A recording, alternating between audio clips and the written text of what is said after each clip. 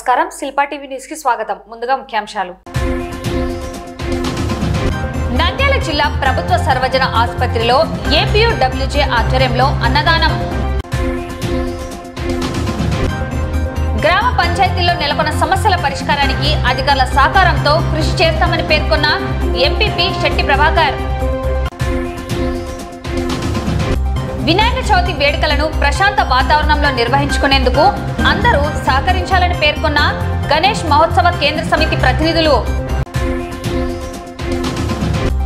Rayalaseema university ఆధ్వర్యంలో yoga PG diploma కోర్సులకు దరఖాస్తుల ఆహ్వానం మైదాన ప్రాంత గిరిజనులకు అన్యాయం జరుగుతోందని గిరిజనులకు రాజకీయ రిజర్వేషన్ కల్పించాలని డిమాండ్ చేసిన జీపీఎస్ జాతీయ అధ్యక్షుడు మాజీ రాష్ట్ర ఎస్టీ కమిషన్ సభ్యులు Vaditya Shankar Naik Andhra Pradesh union of working journalist APUWJ వ్యవస్థాపక దినోత్సవాన్ని పురస్కరించుకొని నంద్యాల జిల్లా కమిటీ ఆధ్వర్యంలో ఆదివారం జిల్లా సర్వజన ఆసుపత్రిలో అన్నదాన కార్యక్రమం నిర్వహించారు. ఈ కార్యక్రమానికి ముఖ్య అతిథిగా టీడీపీ జిల్లా ప్రధాన కార్యదర్శి ఎన్ఎండి ఫిరోజ్ పాల్గొన్నారు. కార్యక్రమంలో ఏపీయూడబ్ల్యూజే జిల్లా గౌరవ అధ్యక్షులు మారంరెడ్డి జనార్దన్ రెడ్డి, జిల్లా అధ్యక్ష కార్యదర్శులు మధుబాబు, ఉస్మాన్ బాషా, ఎలక్ట్రానిక్ మీడియా జిల్లా అధ్యక్షులు చలంబాబు, సీనియర్ పాత్రికేయులు రమణారెడ్డిలతో పాటు జిల్లా కమిటీ సభ్యులు పాల్గొన్నారు.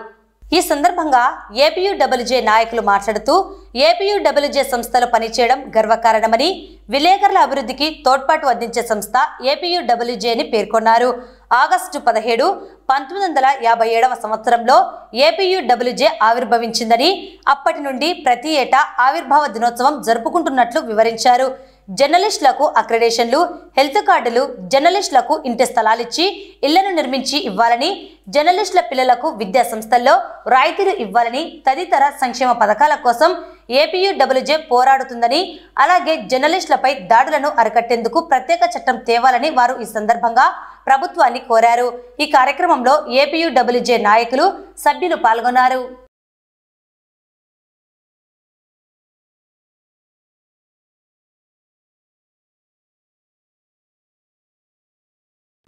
ఆవిర్భావ దినోత్సవం ఇప్పటికీ 68 సంవత్సరాలు పూర్తయింది. 1957 ఆగస్టు 17వ తేదీన ఏపీడబ్ల్యూజే ఆవిర్భవించింది. 68 సంవత్సరాలు పూర్తి చేసుకుని ఈరోజు 69 సంవత్సరంలోకి మన ఏపీడబ్ల్యూజే అడుగు పెట్టింది. అందుకోసము రాష్ట్ర వ్యాప్తంగా పలు కేంద్రాల్లో, అలాగే జిల్లా కేంద్రాల్లో కూడా అన్నదానము, సేవా కార్యక్రమాలు అన్ని చేస్తున్నారు. అందులో భాగంగా ఈరోజు నంద్యాల జిల్లా కేంద్రంలో మన ప్రభుత్వ ఆసుపత్రిలో అన్నదాన కార్యక్రమం ఏర్పాటు చేయడం జరిగింది. మన మంత్రివర్యులు Farooq sir, president Farooq sir వారి కుమారుడు వచ్చినారు. ప్రోగ్రామ్ అన్నదాన కార్యక్రమానికి ముఖ్య అతిథిగా పాల్గొన్నారు. కాబట్టి ఆయనకు ధన్యవాదాలు. అలాగే మన ఏపీడబ్ల్యూజే సంస్థ పలు జర్నలిస్టుల సంక్షేమం కోసం, అలాగే జర్నలిస్టుల అభివృద్ధి కోసం పనిచేస్తుంది. అక్రిడేషన్లు కూడా మనకు వచ్చాయి. అలాగే మనకు అక్రిడేషన్ల కోసం, జర్నలిస్టుల హెల్త్ కార్డుల కోసం, వారి యొక్క బస్ పాస్ల కోసం, ప్రతి ఒక్కరి కోసం ఏపీడబ్ల్యూజే కృషి చేస్తుంది. ఈ సందర్భంగా వచ్చినందుకు ఫిరోజ్ గారికి ధన్యవాదాలు. ఎంతో చరిత్ర కలిగిన ఏపీయూడబ్ల్యూజే యూనియన్ 69 సంవత్సరాలు పూర్తి చేసుకునేందుకు అందులో సభ్యులుగా ఉన్న వారి కుటుంబానికి ప్రతి ఒక్కరికి అభినందన తెలుపుతున్నాం. భవిష్యత్తులో కూడా ఈ యూనియన్ ఇదే విధంగా కొనసాగుతుంది. ఇదే బలంగా బలోపేతంగా ఉంటుంది. పోరాటాలు కూడా ప్రభుత్వంపై కూడా జర్నలిస్టుల సమస్యల కోసం రాజీ లేని పోరాటాలు జరపడంలో మొదటి నుంచి ముందున్నాం.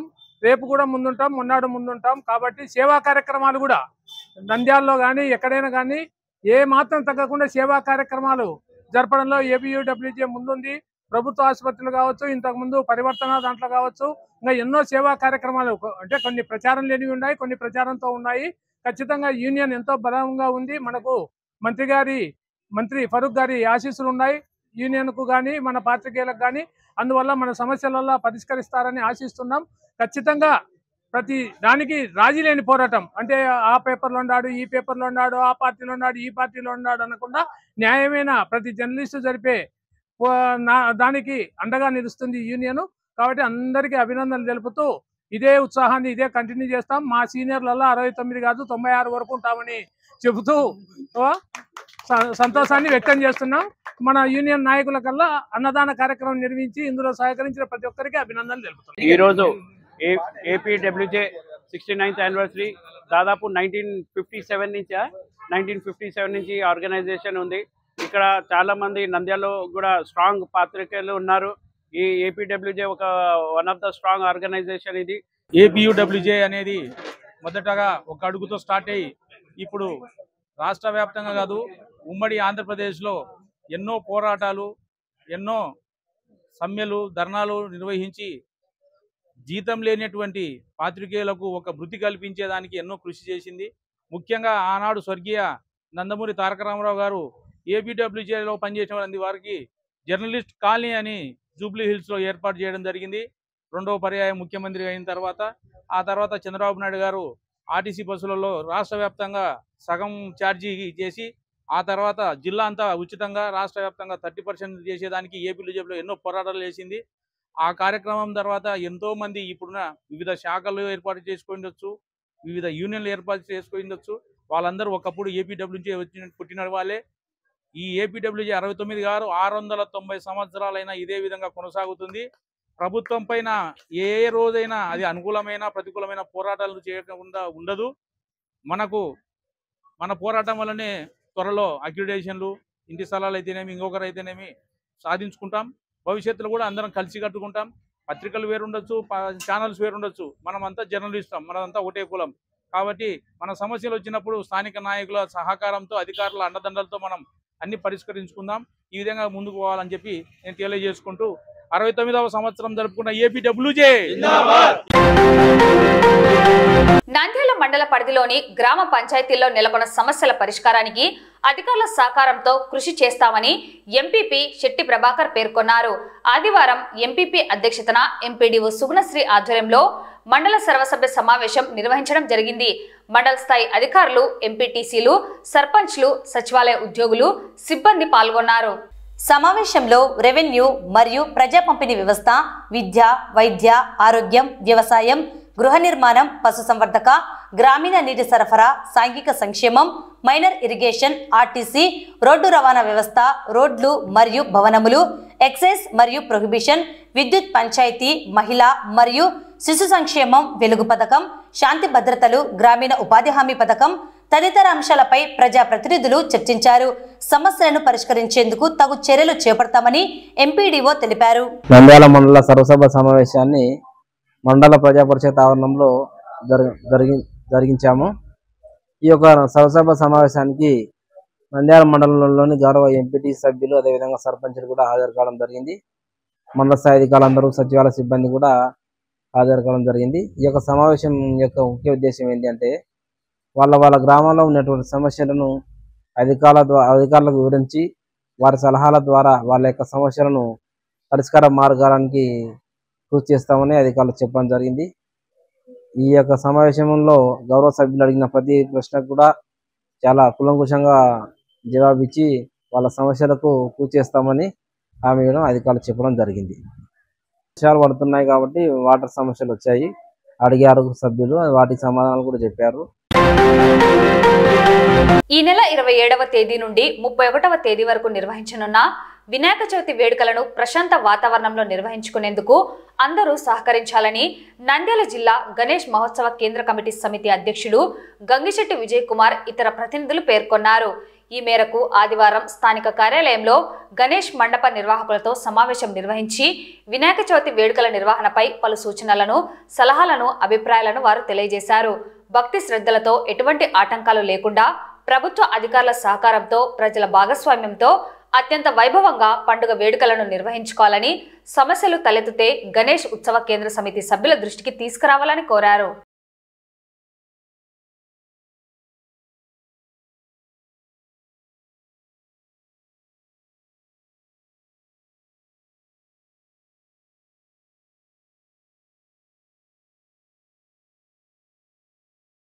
ఈరోజు ఆదివారం అనగా గణేష్ మహోత్సవ కేంద్ర సమితి తరఫున నంద్యాల పట్టణ కార్యనిర్వాహకుల విగ్రహాల కార్యనిర్వాహకులందరినీ ఆహ్వానం చేయడం జరిగింది.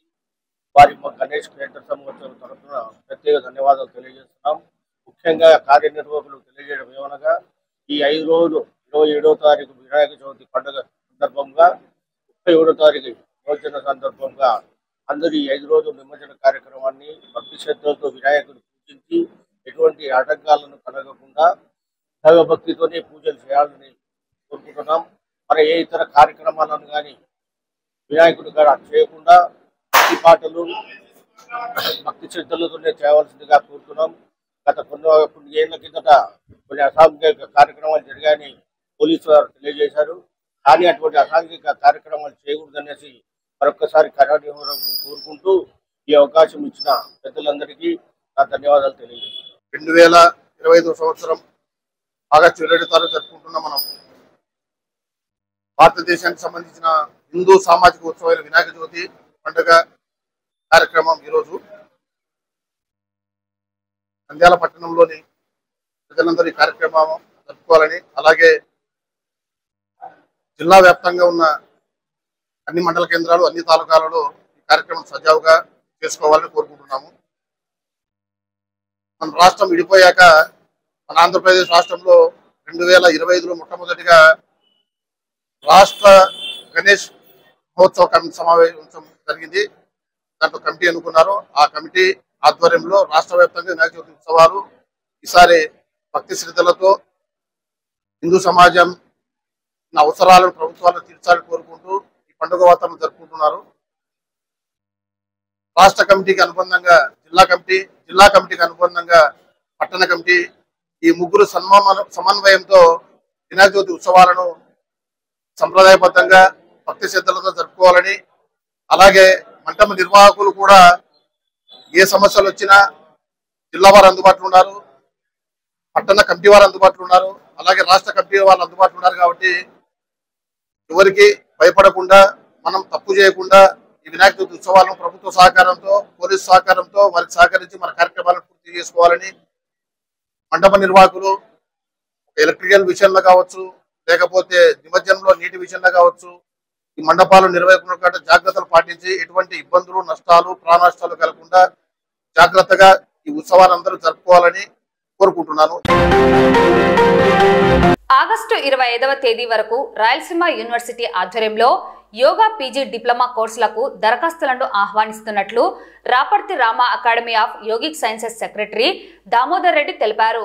నంద్యాల పట్టణంలోని యోగా చైతన్య కేంద్రం నందుగల Raparthi Rama academy of yogic sciences నందు రాయలసీమ యూనివర్సిటీ ఆధ్వర్యంలో 2025-26 సంవత్సరానికి గాను ఒక సంవత్సరం part time of yoga PG diploma కోర్సును ఆహ్వానిస్తున్నట్లు ఆయన తెలిపారు.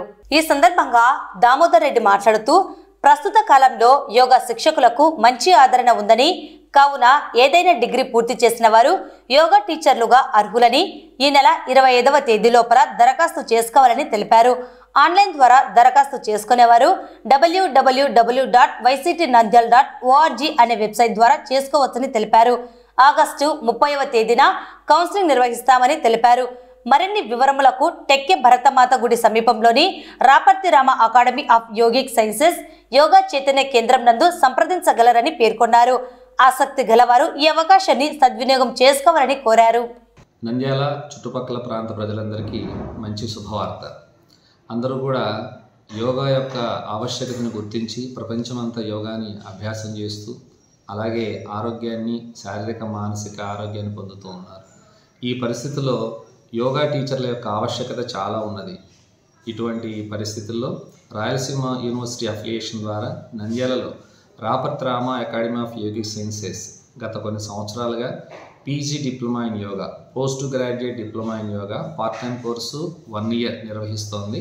సాయంత్రం పూట 5 నుంచి 7:30 వరకు, అంటే 1 గంట థియరీ 1 గంటన్నర ప్రాక్టికల్. సో ఇది డిగ్రీ కంప్లీట్ చేసిన వాళ్ళందరూ అర్హులు. సో ఎవరెవరైతే డిగ్రీ కంప్లీట్ చేశారో అందరూ కూడా అప్లై చేసుకోవచ్చు. దీనికి అడ్మిషన్స్ రేపటి నుంచి మొదలవుతున్నాయి. ఆన్లైన్లో అప్లికేషన్స్ ఫిల్ చేసేసి సో మీరు 25వ తారీఖులోపు లాస్ట్ డేటు, లేట్ ఫీతో 28 వరకు పే చేయొచ్చు. 30వ తారీఖు కౌన్సిలింగ్ ఉంటుంది కనుక కాలేజీ నందు కౌన్సిలింగ్ ఉంటుంది.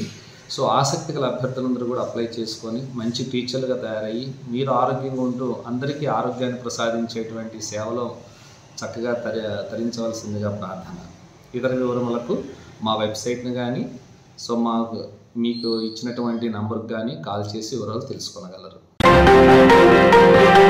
మైదాన ప్రాంత గిరిజనులకు అన్యాయం జరుగుతోందని, గిరిజనులకు అసెంబ్లీలో ప్రాతినిధ్యం కల్పించాలని జీపీఎస్ జాతీయ అధ్యక్షుడు, మాజీ రాష్ట్ర ఎస్టీ కమిషన్ సభ్యులు వడిత్య శంకర్ నాయక్ ప్రభుత్వాన్ని డిమాండ్ చేశారు. ఈ మేరకు వినుకొండ జాషువా కళా మందిర్లో గిరిజన ప్రజా సమైక్య రాష్ట్ర అధ్యక్షుడు రాజు నాయక్ అధ్యక్షతన ఆదివారం గిరిజన ప్రజా చైతన్య యాత్ర రౌండ్ టేబుల్ సమావేశం నిర్వహించడం జరిగింది. ఈ సమావేశంలో గిరిజన హక్కుల పరిరక్షణకు కేంద్ర రాష్ట్ర ప్రభుత్వాలు కృషి చేయాలని నేతలు పేర్కొన్నారు. ఎస్టీ జాబితాలోకి ఇతర కులాలను చేరిస్తే ఊరుకునేదే లేదని వినుకొండ రౌండ్ టేబుల్ సమావేశంలో గిరిజన సంఘాల నేతలు తీర్మానం చేశారు. ఈ సందర్భంగా జీపీఎస్ జాతీయ అధ్యక్షుడు మాట్లాడుతూ రాష్ట్రంలోని మైదాన ప్రాంత గిరిజనులకు రాజకీయ రిజర్వేషన్ కల్పించి గిరిజన హక్కుల పరిరక్షణకై కేంద్ర రాష్ట్ర ప్రభుత్వాలు కృషి చేయాలని అన్నారు. దేశానికి స్వాతంత్రం వచ్చి 78 సంవత్సరాలు కావస్తున్నా నేటికి రాష్ట్రంలోని లక్షలాది మంది గిరిజనులకు కనీసం కూడు గూడు నీడ లేక పరితపిస్తున్నారని, ఇప్పటికీ రేషన్ కార్డు, ఆధార్ కార్డు లేక దుర్భరమైన జీవితాలు జీవిస్తున్నారని అన్నారు. ఆధార్ కార్డు లేకపోవడం వల్ల ప్రభుత్వ సంక్షేమ పథకాలకు దూరం అవుతున్నారని చెప్పుకొచ్చారు. అంతేకాకుండా గిరిజన జాతి అభివృద్ధికి ప్రతి ఏటా ప్రభుత్వాలు కేటాయించే కోట్లాది రూపాయల నిధులను దారి మళ్లించకుండా వినియోగించబడాలంటే చట్టసభల్లో గిరిజనుల తరపున ప్రాతినిధ్యం వహించే వ్యక్తి ఉండాలన్నారు. అందుకొరకై మన హక్కుల సంరక్షణ కొరకై సంఘటితంగా మనమంతా కలిసికట్టుగా ఐకమత్యంతో ఉద్యమించాలన్నారు. ఎస్టీలో ప్రధానంగా సుగాలి, చెంచు, ఎరుకల, యానాది ఇలా అనేక జాతులు ఉన్నారన్నారు. వీరందరికీ సరైన సమాన ప్రాతినిధ్యం లేదన్నారు. రాష్ట్రంలోని గిరిజనులకు రాజకీయంగా మన్యం ప్రాంతాలకు పరిమితం చేయడం వలన మైదాన ప్రాంత గిరిజనులకు గత 58 సంవత్సరాలుగా జరగవలసిన అన్యాయం భారీగా జరిగిపోయిందన్నారు. ఇకనైనా మేలుకొని మన హక్కులను కాపాడుకునేందుకు కృషి చేయాలన్నారు. ఏ ప్రభుత్వం వచ్చినా ఎస్టీ జాబితాలోకి ఇతర కులాలను చేర్చే ప్రతిపాదనను తీసుకురావడం చాలా బాధాకరంగా ఉందన్నారు. అభివృద్ధికి నోచక ఇప్పటికీ దిక్కులేని స్థితిలో గిరిజన ప్రజానికం జీవిస్తున్నారనే విషయాన్ని కేంద్ర రాష్ట్ర ప్రభుత్వాలు గ్రహించాలన్నారు.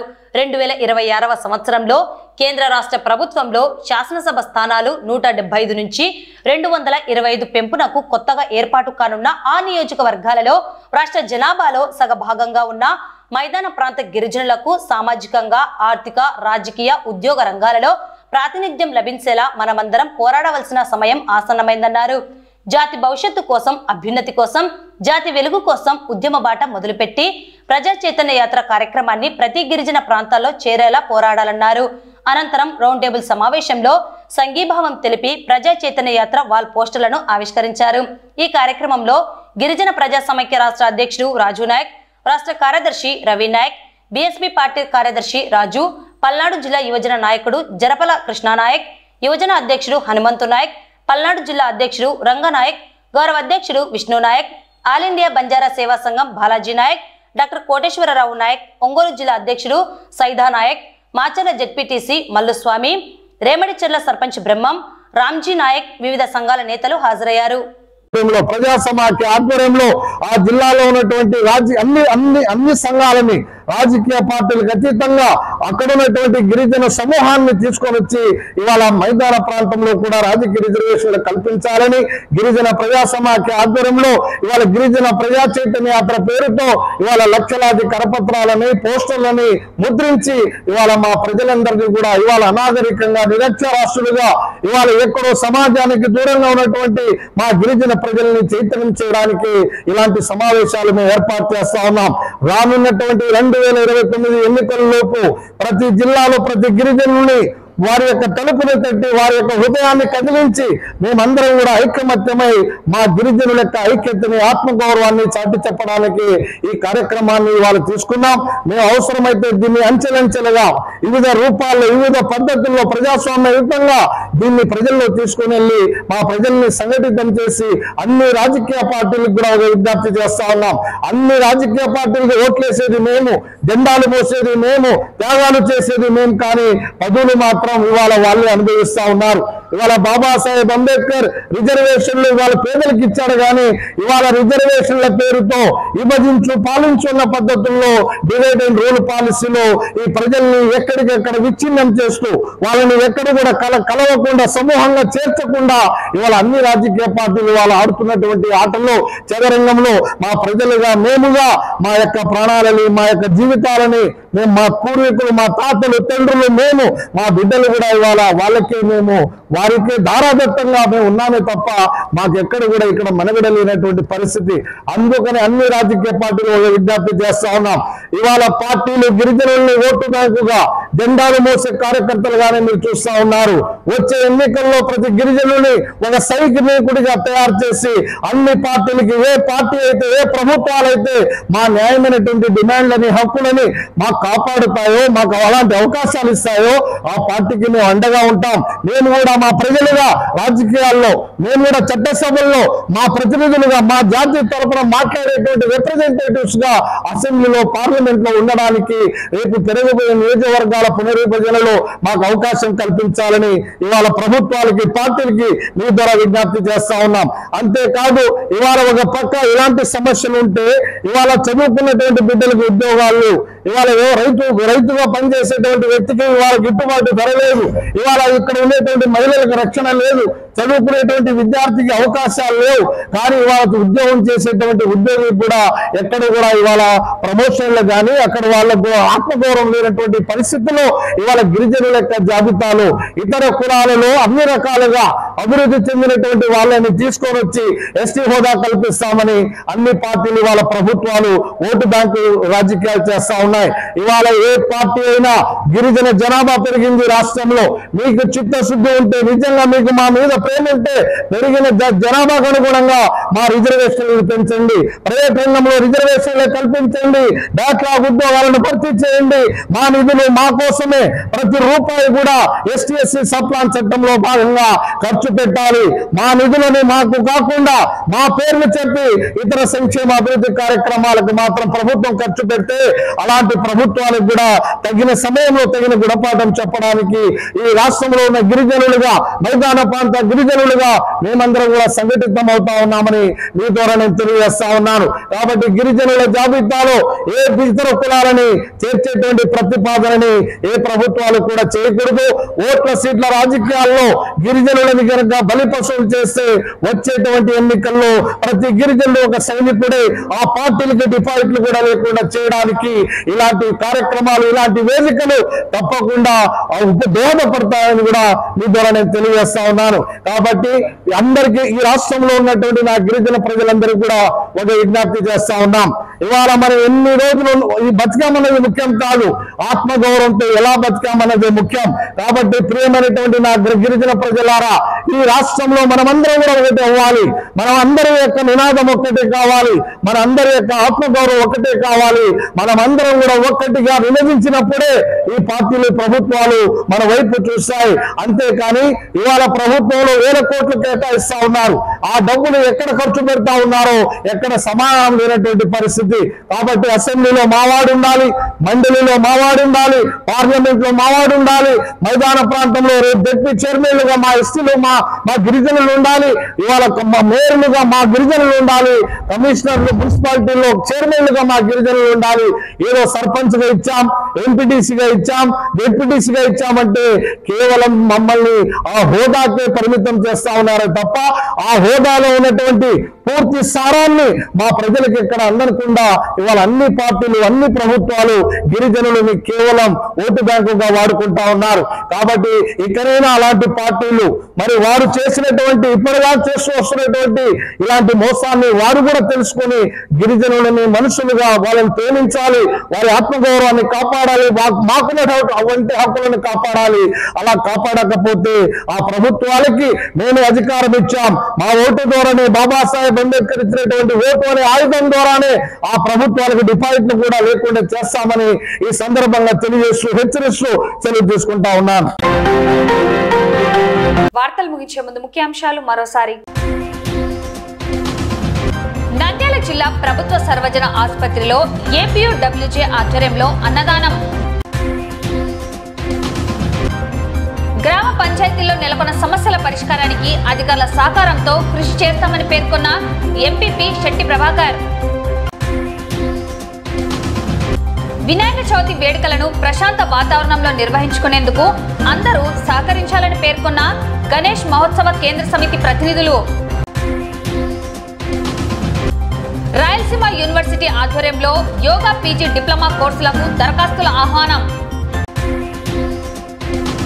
మైదాన ప్రాంత గిరిజనులకు అన్యాయం జరుగుతోందని, గిరిజనులకు రాజకీయ రిజర్వేషన్ కల్పించాలని డిమాండ్ చేసిన జీపీఎస్ జాతీయ అధ్యక్షుడు, మాజీ రాష్ట్ర ఎస్టీ కమిషన్ సభ్యులు వడిత్య శంకర్ నాయక్. ఈ వార్తలు ఇంతటితో సమాప్తం. నమస్కారం.